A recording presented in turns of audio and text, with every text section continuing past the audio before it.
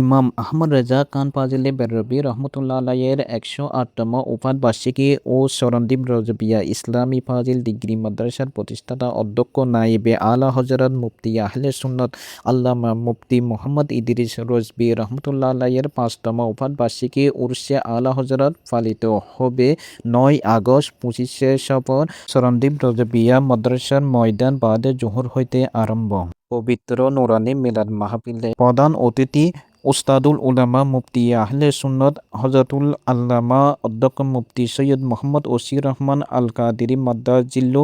বিশেষ অতিথি হজরতুল আলহাজ আল্লামা প্রফেসর মোহাম্মদ মুজাহিদুল ইসলাম চৌধুরী মাদ্দাজিল্লু।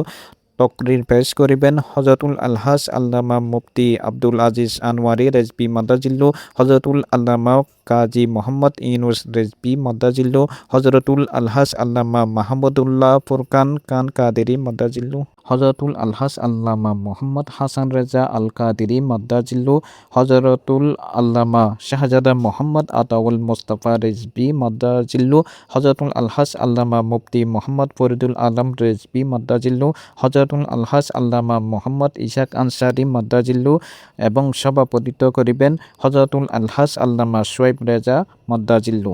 পবিত্র নুরানি মাহফিলে আল্লাহ পাক সবাইকে আসার তৌফিক দান করুক। সবাই ভালো থাকবেন। আল্লাহ হাফেজ।